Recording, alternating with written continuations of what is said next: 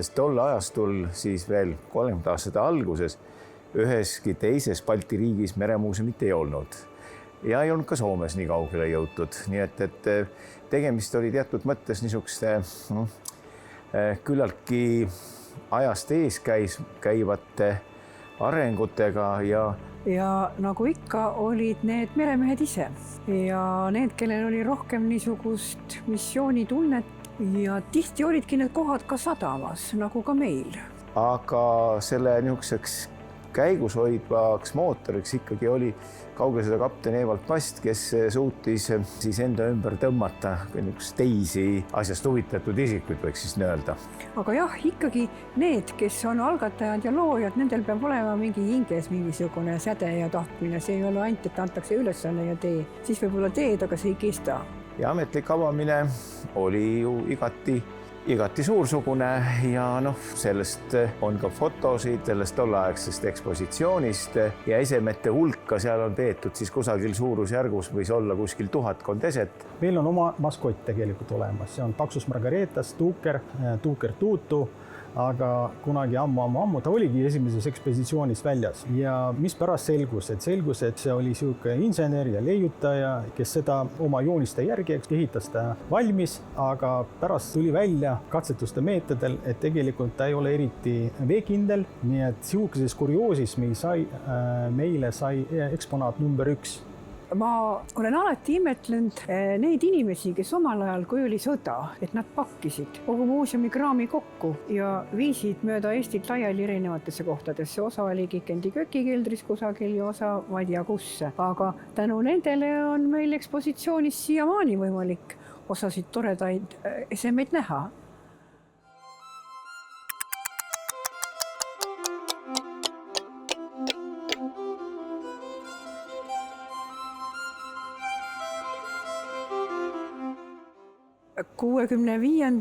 aastal, kui nad ta tegid, nad olid ikka väga õnnelikud, et oli võimalik uuesti taas avada ja ma arvan, et see ei olnud ka niisama, see ka vajas tööd ja tegemist.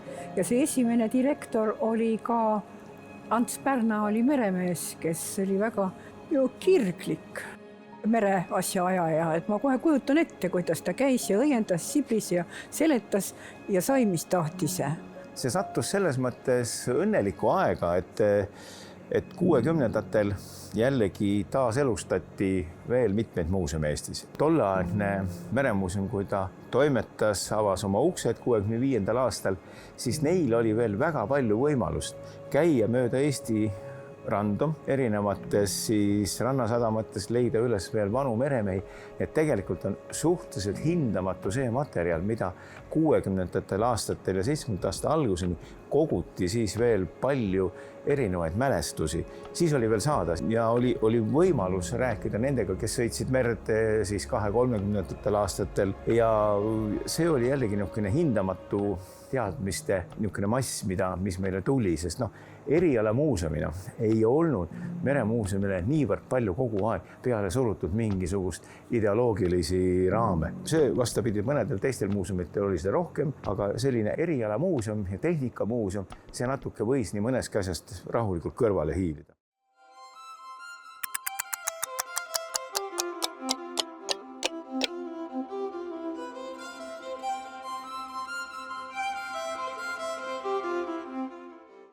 Mina tulin muuseumisse tööle 77. aastal ja siis ma ei olnud veel ülikooli lõpetanud, aga olin töötanud ennem praeguses Eesti Rahvamuuseumis. Mõlemad muuseumid olid oma esialgsed majad kaotanud, kogud olid kannatada saanud, ekspositsioon või näitused olid pisikesed, nagu toamuuseum, kui ma niimoodi võiks ütelda. Ja need ruumid olid praeguse Paks Margareeta nagu abiruumide poole peal siis, sest et torn ise oli tühi, seal kasvasid puud.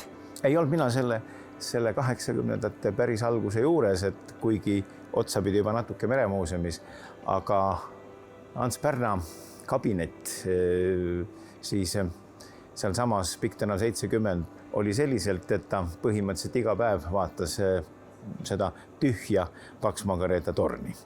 kus siis lendasid tuvid ringi, all kasvasid nõgesed ja ühesõnaga selline küllaltki tööstitu pilt. No seda ilmselt ei kujuta tänapäeval keegi ette, kuidas seal ikka puud kasvasid ja milline sonklik maastik seal oli. Tookordne direktor Ants Pärna hakkas kuskil 10 aastat peale selle 65. aasta ekspositsiooni kohe rääkima, et suur torn on kõrval, teeme korda, laieneme. Tal läks 10 aastat umbes aega, kuni teda nagu tõsiselt võeti ja sai mingisugune projekt valmis. Eks tal oli ka selge, et tegelikult see 130 ruutmeetrit ekspositsiooni pinda, mis seal oli, et seda on ikkagi väga vähe. Ja siis mingil hetkel selgus, et tegelikult on võimalus.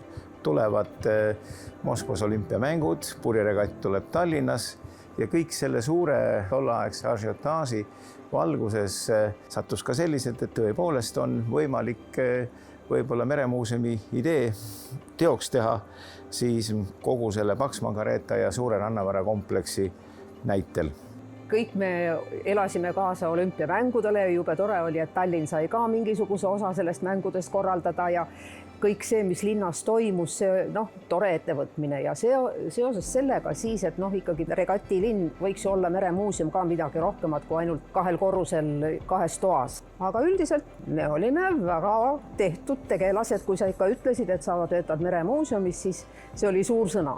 Nii et lõplikult sai kõik valmis 81. aasta aprilliks, mis oli ka avamine ja kui siis meremuuseum ühte hetki kasvas kusagilt 135 ruuduselt pinnalt pea 1000 ruudu peale, natuke vähem, aga ikkagi, et tol hetkel mõjus see 81. aastal avatud meremuuseum täielikult värske tuulena. Külastajanumbrid läksid vaikselt üles, oli populaarne, oli üks kaasaegsemaid muuseume 81. aastal. Saime väga ilusa ekspositsiooni, kõige kaasaegsema tollel ajal Eestis. Teised käisid ja vaatasid ja imestasid meie kõrvalruume. Millised plaadid, kahvelplaadid, teil on dušš ka, kus te saate käia. Nii et peaaegu igalühel on oma kabinet. Nii et kõik need viimistlusdetailid ja asjad, mis Poolast või välismaalt ikka toodi, see oli väga suur asi. Ja samas töötas muuseumi juures ju veel meresõprade ring, mis ilmselt oli juba enne minu aja arvamist seal tekkinud. Aga need olid fantastilised inimesed, sest seal olid vähemalt pooled, olid purjelaeva mehed sõjaeelsed, väga erudeeritud ja kui sa kuulasid neid jutte, siis mõtled pärast praegu tagantjärele, et miks midagi meelde ei jäänud või ei talletanud kuidagi. Tuvid olid oluline osa meie muuseumi töötajate töös. Peale restaureerimist oli tornis 4 korrusel uus ekspositsioon. Ega need tuvid ei teadnud, et meil on muuseum seal vahe nüüd loodud. Nad olid harjunud sinna pesa tegema ja munema. Nii et see probleem oli, tulid hommikul tööle ja oli muna plärtsti alla kukkunud ilusa vaiba peal. Nii et saalivalvurite üks töö oli peletada neid tuvisid minema.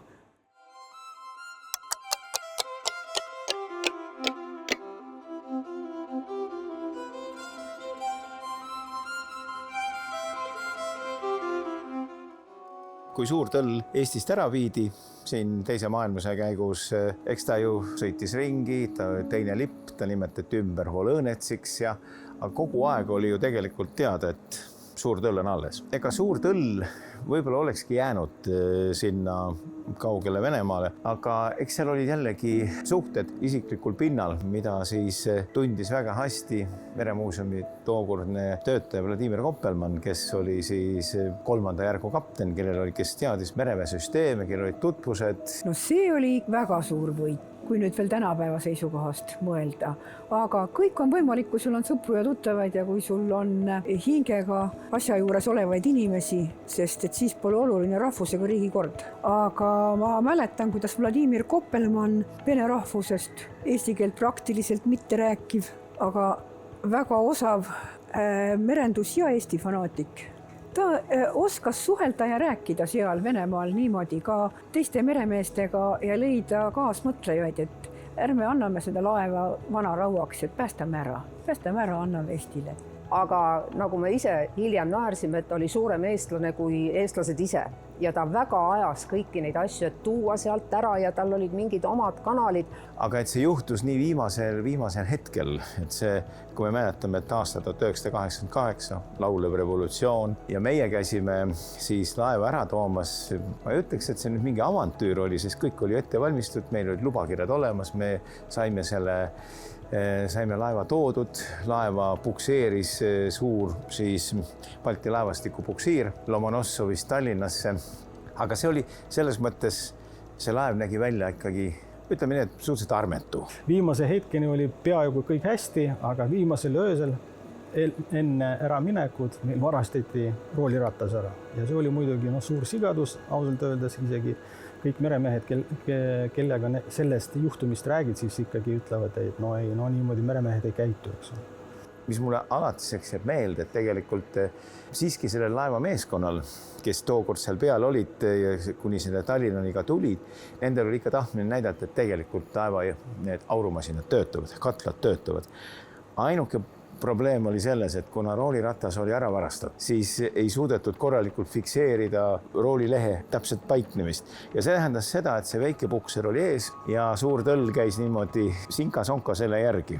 Kui 88 oli laulev revolutsioon, 91, 92 need aastad olid see, kus oligi ühte-teist väga kriitilist toimunud ja samamoodi oli see päris kindel ja suur oht, et allveelaeva Lembitu puhul ühel hetkel võib-olla pannakse talle puksiir otsa ja viiakse ära näiteks Kaliningradi, kuhu suur osa selle Balti punalipulise laevastiku muuseumi varadest läksid. See oli juba natuke teistmoodi, sest siin oli juba ka tõesti Vabariigi valitsuse otsus oli taga, et allveelaev tuleb Eesti Vabariigil üle anda. Ülevõtmine toimus siiski varasel hommikul. Oli teada, et seal võib-olla niivõrd palju valvemeeskonda peal ei ole. Põhiline jõud, mis meil tol hetkel oli, mitte nüüd, et oleks seal olnud ainult Eesti Meremuuseum, seal oli Eesti Kaitsejõudude peastaabi väike valvemeeskond koos siis korralike relvadega. Mingit ametlikku üleandmist ei toimunud, allveelaev võeti üle ja pärast seda, mis näitas, et kuivõrd õige samm see oli, hakkas Meremuuseumile tulema siis nii allveelaeva Kalev kui ka allveelaeva Lembit erinevate meeskonna liikmete poolt kõrvale pandud nii erinevaid esemeid, nii lippvapid ja kõik nad tulid Meremuuseumile, et see oli selles mõttes nagu teataval määral siis omaaegse ülekohtu heastamine.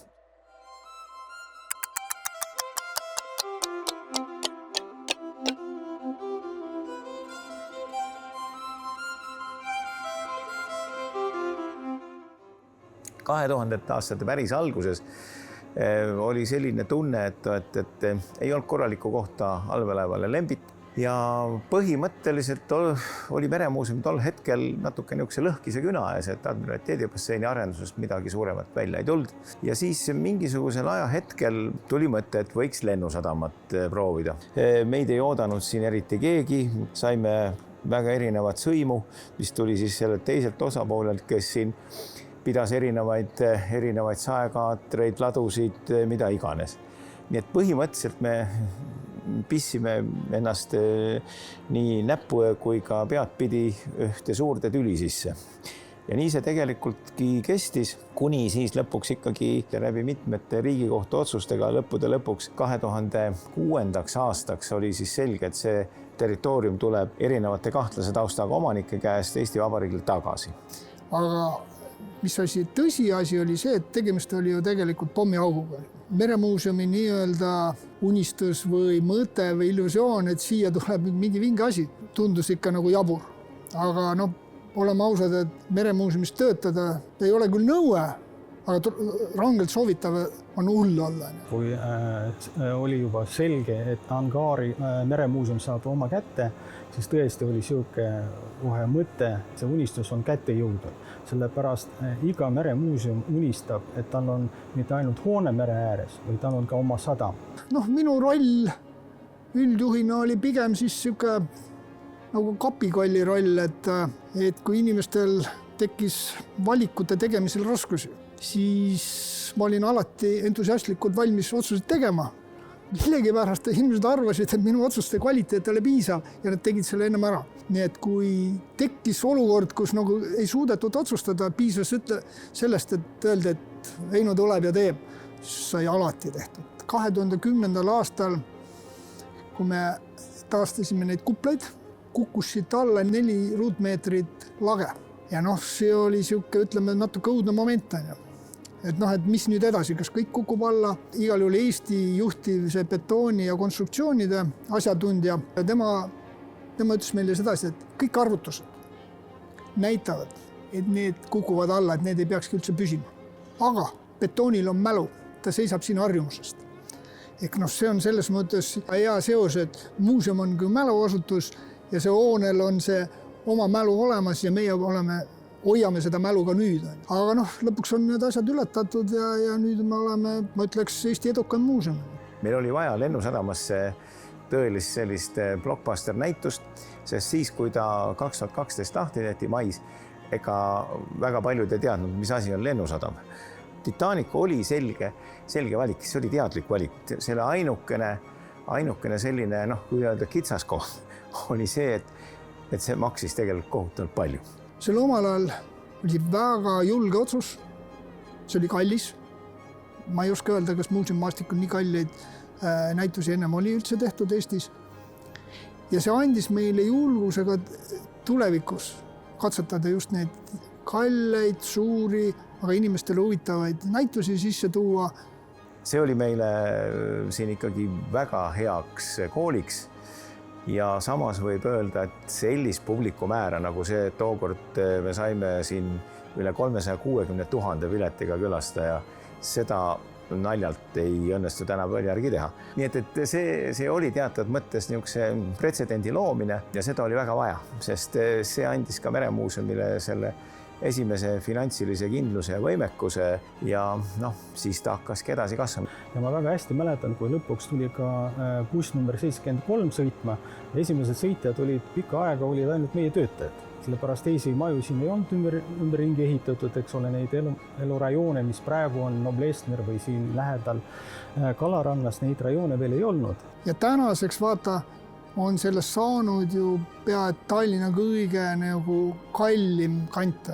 Ja Meremuuseum on olnud siin kindlasti see maamärk.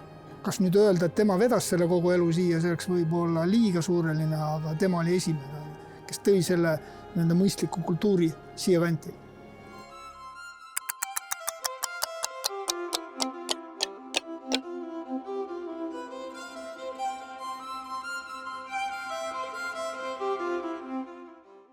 Paks Margareeta renoveerimist planeerisime juba tükk aega varem, enne Lennusadamat. Kogu aeg tundsin, et tegelikult Paks Margareeta on natuke nagu kõrvale jäänud. Aga siis juhtus see, et 2015 tuli välja Koge.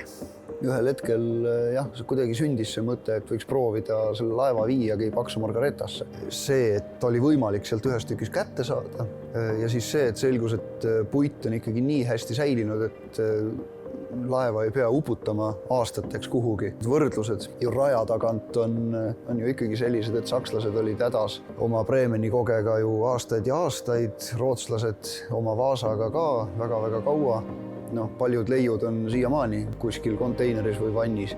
Meil oli ikkagi niimoodi, et puhasta ära, natuke nogitse seal kallal ja pane muuseumisse välja. Eks Lootsi oma ka selles mõttes, et kui enne oleks küsitud, ega ma ei oleks uskunud, et selline laev välja tuleb. Eriti Tallinna Sadama alalt, mis näib olevat väga tugevasti läbi kaevatud ja ümber ehitatud ja muudetud. Nii-öelda ekspositsiooni loome ja selle poolega seotud inimesena ikka jälle mõtled kohe liikuma, et mida me sellega teha saame, kuidas me saame, et kas me üldse saame sellega tulevikus mingi ekspositsiooni luua. Tallinnas oli selline iseenesest väga huvitav veelahe, kus ühtepidi on see lugu suurest keskaegsest kaubalinnast, eks ole, mille rikkus valdavalt pärineb merest ja teistpidi neid laevu, mis selle rikkuse siia tõid. Kuni aastani 2015 tuli öelda, et laiutad käsi, ei tea. Ja nüüd järsku, eks ole, meil on 2 laeva, millest arheoloogilises mõttes mõlemad on säilinud suurepäraselt. Need leiud ongi muutnud meremuuseumi selleks kohaks, kus on kõige rohkem tervikuna säilinud keskaegseid laevu. Mis, ma ei tea, katsu sa seda üle lüüa Euroopa kontekstis? Ma ütleks, et see oli muuseumile kindlasti üks järjekordne samm edasi. Et siinse lennusadama avamisega juba meremuuseum tõusis nii-öelda selleks Eesti muuseumimaastiku teraviku tippu. Mul on lihtsalt nende flakkidega lihtsalt see lugu, et kui sõnapruugis kasutad sõna lootsik, siis ütled, et muuseumis väga palju sõpru juurde ei tekitanud. Ja kui ma nimetasin seal nende vraki konstruitükke seal vraki kõrval puuriidaks, siis ma kaotasin need viimasedki mõned. Alatiseks jääb, mis see on, 3 õmblust sõrmel jääb meenutama seda projekti, et ei ole piisavalt noaga piisavalt osav, eks ole, siis on asjal omad tulemused.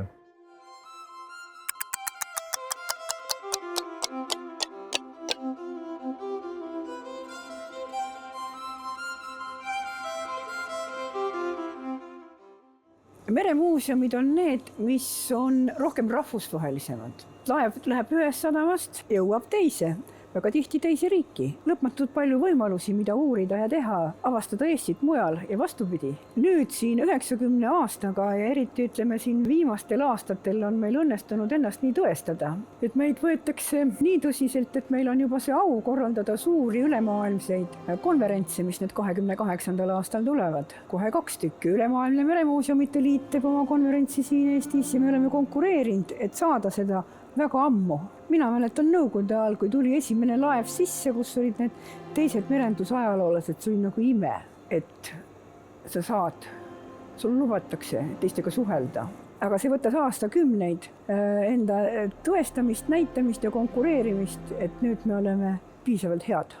Põnev oli esimene näitus teha, põnev on teha ka tänapäeval. See on alati midagi, sa alati õpid midagi uut, sa saad midagi uut teada. Ja see uudishimu, mis tegelikult tõigi mind meremuuseumisse, see on siiamaani. Nii et see on, ma ütleks niimoodi, see on kõik väga huvitav. Loodaks, et see meremuuseumi tulevik või siis muuseum 90 aasta pärast oleks kindlasti sama tegus, tegeleks sama põnevate asjadega. Kindlasti tolleks ajaks on seda ajalugu veel rohkemaid kihte kogunenud. Ma ütleks, et isegi mitte lootus, vaid ma usun, et isegi tõesti on meremuuseum endiselt sama hästi pildis ja sama oluline koht kogukonna jaoks, nagu ta tänasel päeval on.